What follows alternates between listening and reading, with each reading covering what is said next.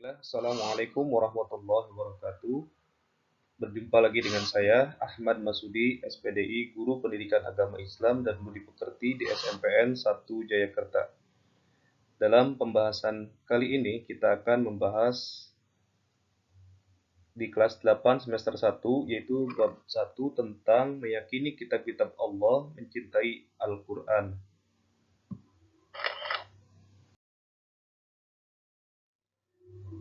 Sebelum kita belajar, alangkah baiknya kita berdoa terlebih dahulu bersama-sama. Bismillahirrahmanirrahim. Raditu billahi rabba wa bil islami dina wa bi Muhammadin nabiyya wa rasula. Rabbi zidni ilma warzuqni fahma. Artinya, kami ridho bahwa Allah Subhanahu wa taala sebagai Tuhanku, Islam sebagai agamaku, serta Nabi Muhammad sebagai nabi dan rasul. Ya Allah, tambahkanlah terhadapku ilmu serta berikanlah aku pengertian yang baik. Amin ya rabbal alamin.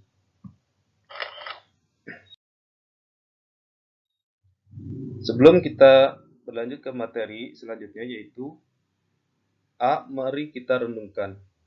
Yang pertama, manusia yang dapat menjalani hidupnya dengan benar dan terarah akan merasakan kebahagiaan dalam kehidupannya. Sebaliknya, mereka yang menjalani hidup tanpa aturan dan seenaknya sendiri tentu akan lebih sering mengalami masalah, kesulitan, dan kegelisahan. Yang kedua, petunjuk Allah Subhanahu wa taala yang tertuang dalam kitab-kitab yang diturunkannya merupakan panduan untuk kebahagiaan manusia baik di dunia sampai di akhirat. Nah, jadi bagian B, Mutiara Khazanah Islam.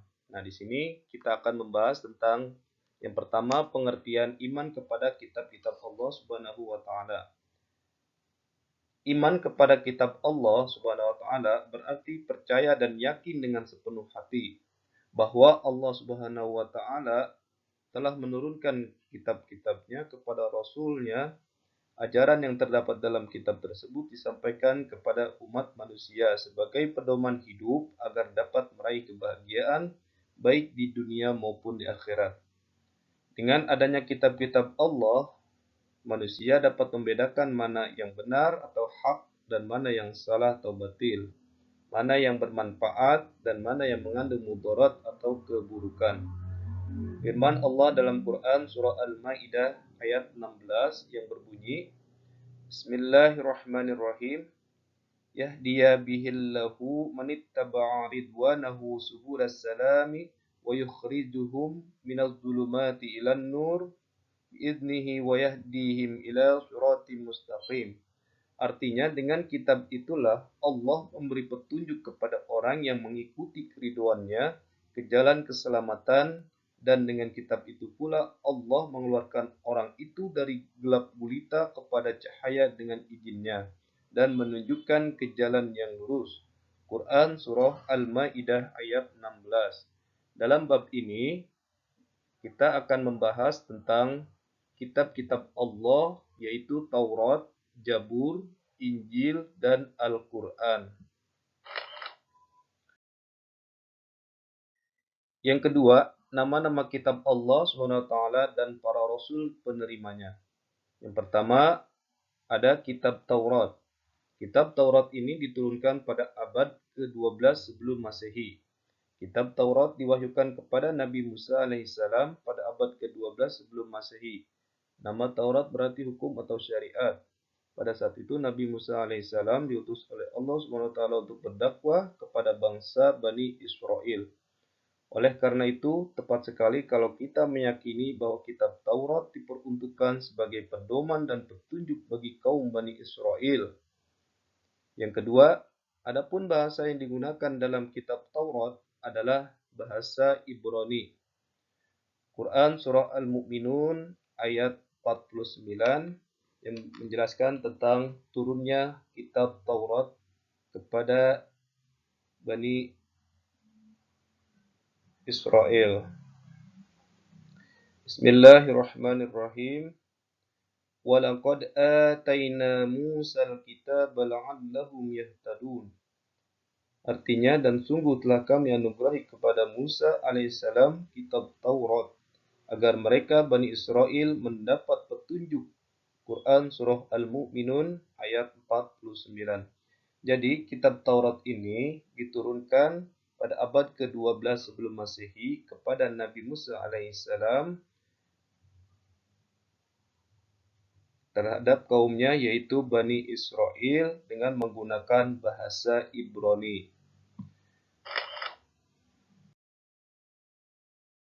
Yang kedua, Kitab Jabur. Kitab Jabur diturunkan pada abad ke-10 sebelum Masehi. Kitab Jabur diturunkan Allah Subhanahu wa taala kepada Nabi Daud alaihissalam untuk bangsa Bani Israel atau umat Yahudi. Kitab ini diturunkan pada abad 10 sebelum Masehi di daerah Yerusalem. Adapun bahasa yang digunakan dalam kitab Jabur adalah bahasa Kipti. Firman Allah dalam Quran Surah Al-Isra yang menjelaskan tentang peristiwa turunnya kitab Jabur dijelaskan dalam Quran Surah Al-Isra ayat 55. Bismillahirrahmanirrahim. Wa rabbuka a'lamu bima fis samawati wal ard. Wa laqad faddalna ba'dhan nabiyyina 'ala ba'di wa atayna Dawuda zabura. Jadi dalam pembahasan ini dalam Quran Surah Al-Isra ayat 55 artinya, dan Tuhanmu lebih mengetahui siapa yang di langit dan di bumi, dan sungguh kami telah memberikan kelebihan kepada sebagian nabi-nabi atas sebagian yang lain, dan kami berikan Jabur kepada Nabi Daud alaihissalam. Jadi kitab Jabur ini diturunkan kepada Nabi Daud alaihissalam di abad ke-10 sebelum Masehi kepada umat Yahudi dengan menggunakan bahasa Kipti. Lanjut. C. Kitab Injil diturunkan pada abad ke-1 Masehi. Kitab Injil diturunkan Allah Subhanahu wa taala kepada Nabi Isa alaihissalam untuk kaum Nasrani. Kitab ini diturunkan pada permulaan abad ke-1 Masehi di daerah Yerusalem. Adapun bahasa yang digunakan dalam kitab Injil adalah bahasa Suryani. Quran Surah Maryam ayat ke-30, Allah Subhanahu wa taala berfirman, Bismillahirrahmanirrahim. Qala inni Abdullah ataniyal kitaba wa ja'alani nabiyya. Artinya, dia atau Isa berkata, atau Allah berkata, sesungguhnya aku hamba Allah. Dia memberiku kitab Injil dan dia menjadikan aku seorang nabi. Jadi kitab Injil ini diturunkan kepada Nabi Isa pada abad ke-1 Masehi terhadap kaumnya yaitu kaum Nasrani di daerah Yerusalem. Adapun bahasa yang digunakan dalam kitab Injil adalah bahasa Suryani. Next. Kitab yang keempat yaitu kitab Al-Quran. Kitab Al-Quran ini adalah kitab yang kita yakini. Kita wajib beriman kepada kitab Allah. Karena kita umat Islam, kita harus beriman kepada kitab suci Al-Quran.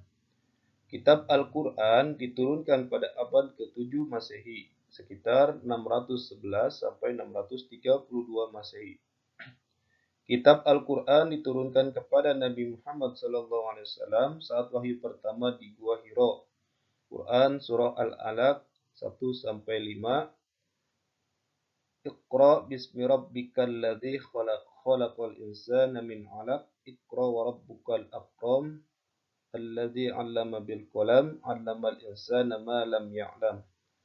Al-Quran diturunkan secara berangsur-angsur dalam kurun waktu 22 tahun, 22 bulan, 22 tahun, 2 bulan, 22 hari, atau kurang lebih 23 tahun, diturunkan secara berangsur-angsur, baik di kota Mekah maupun Madinah.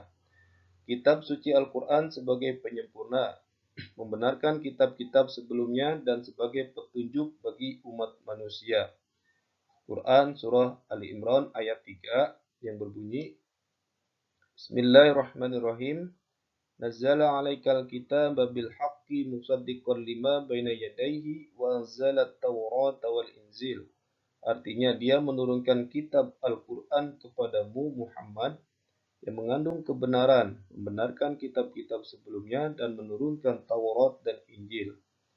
Yang kedua, bahasa yang digunakan dalam kitab Al-Quran adalah tentunya kita mengenal bahasa Arab dengan menggunakan huruf hijaiyah.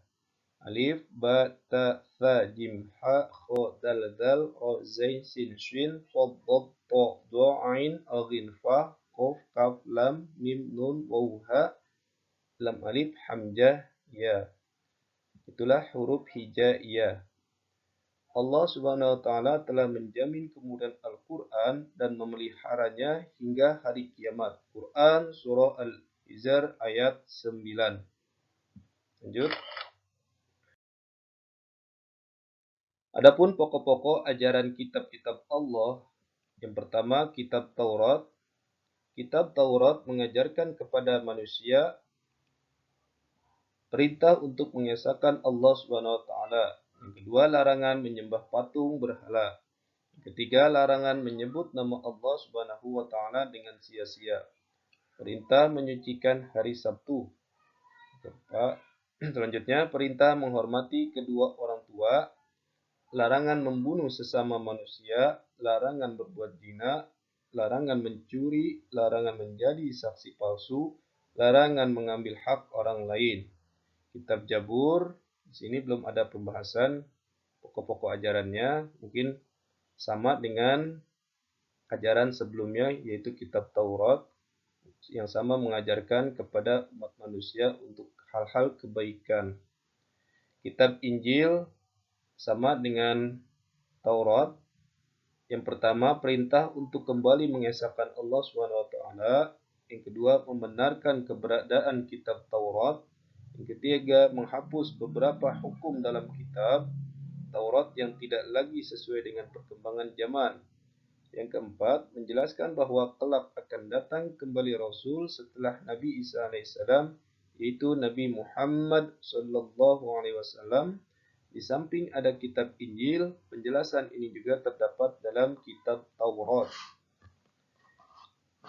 Yang terakhir, kitab suci Al-Quran. Alhamdulillah, kita sebagai umat muslim, Allah menganugerahkan nikmat yang begitu banyak, di antaranya dengan menurunkan kitab suci Al-Quran sebagai pedoman hidup manusia, sebagai petunjuk pada seluruh umat manusia untuk selalu berbuat kebaikan dan senantiasa mengamalkan ibadah-ibadah.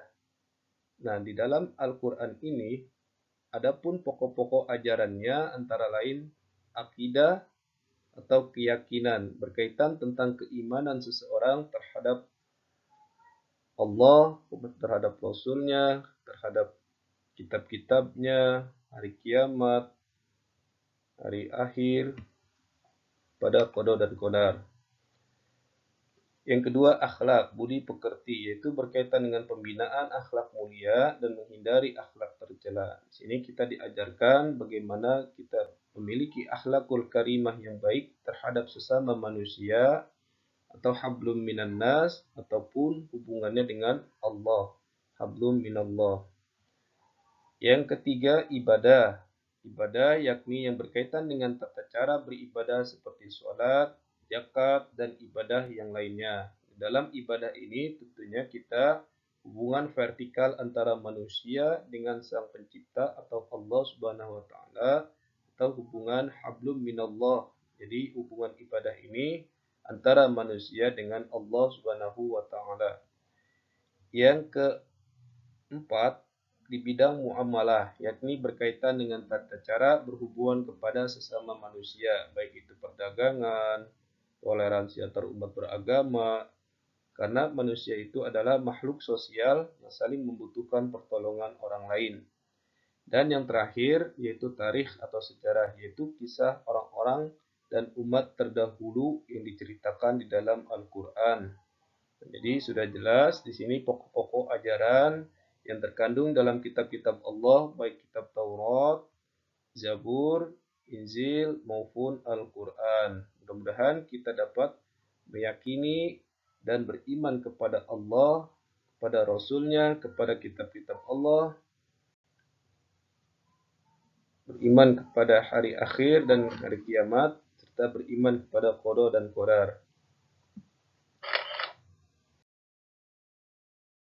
Adapun hikmah yang dapat kita ambil dalam pembelajaran beriman kepada kitab-kitab Allah antara lain adalah satu, kitab Allah sebagai petunjuk umat manusia. Jadi sudah jelas fungsi dari kitab Allah itu adalah sebagai petunjuk umat manusia agar kehidupannya lebih baik, baik di dunia maupun di akhirat. Jadi di sini sebagai petunjuk atau al-huda di dalam Al-Quran, Al-Quran sebagai al-huda. Nama lain Al-Quran adalah al-huda sebagai petunjuk bagi umat manusia agar hidupnya selalu diberikan kebaikan dan keselamatan baik di dunia maupun di akhirat.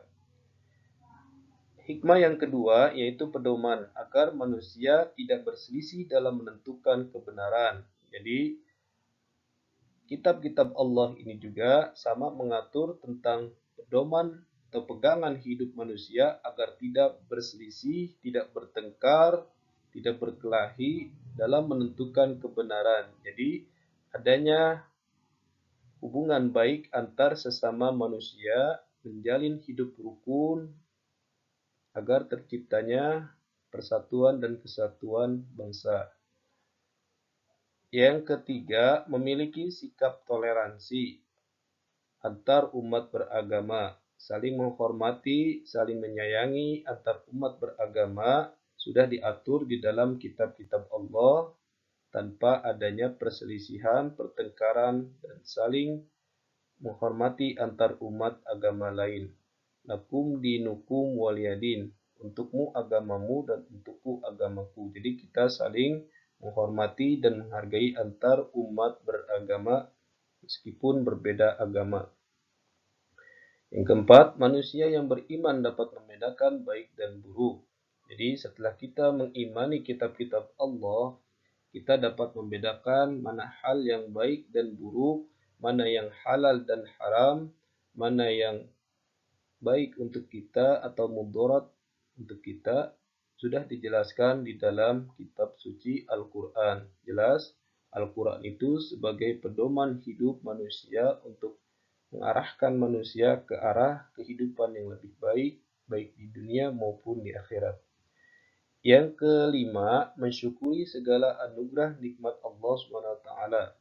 Dalam Al-Quran juga atau kitab-kitab Allah lainnya juga sudah dijelaskan bagaimana kita mensyukuri atau segala nikmat anugerah yang telah kita terima, mulai dari kesehatan, diberikan umur yang panjang, diberikan keberkahan rezeki, makanan, hingga napas. Hari ini juga kita diberikan kehidupan oleh Allah dengan cuma-cuma, dengan oksigen yang gratis dari Allah. Coba kita bayangkan kalau kita bayar dalam sehari berapa kita menggunakan oksigen, uang yang harus kita keluarkan untuk menghirup oksigen ini. Alhamdulillah Allah memberikan anugerah dan nikmatnya kepada kita semua. Yang terakhir, dalam hikmah beriman kepada kitab Allah adalah meningkatkan kesabaran dalam menerima ujian. Jadi kitab-kitab Allah pun, baik Taurat, Zabur, Injil maupun Al-Quran, sudah menjelaskan bagaimana saat ketika kita mendapatkan ujian atau cobaan hidup, baik bahagia, suka, dan duka yang kita alami dalam menjalani kehidupan ini, kita hadapi dengan sabar dan ikhlas, semata-mata semua itu adalah ujian yang kita terima dari Allah untuk meningkatkan kualitas keimanan dan ketakwaan kita kepada Allah Subhanahu wa taala. Demikian hikmah beriman kepada kitab-kitab Allah. Mudah-mudahan kalian dapat memahami apa yang telah saya sampaikan, dan di sini saya sudah mempersiapkan evaluasi dari pembahasan materi yang sudah kita pelajari tentang keimanan terhadap kitab-kitab Allah. Yang pertama Ada pertanyaan, nanti kalian kerjakan di buku tugas kalian masing-masing. Yang pertama, jelaskan pengertian beriman kepada kitab Allah Subhanahu wa taala. Yang kedua, mengapa manusia memerlukan kitab-kitab Allah. Yang ketiga, sebutkan 4 kitab dan nabi penerimanya. Yang keempat, bagaimana cara beriman kepada kitab-kitab Allah sebelum Al-Quran. Yang kelima, sebutkan 5 pokok ajaran dalam kitab Al-Quran. Mudah-mudahan pembelajaran hari ini kalian dapat memahami dan mendapatkan ilmu yang bermanfaat. Saya akhiri, wabillahi taufiq wal hidayah. Wassalamualaikum warahmatullahi wabarakatuh. Saya tutup dengan membaca hamdalah bersama-sama. Alhamdulillahi rabbil alamin.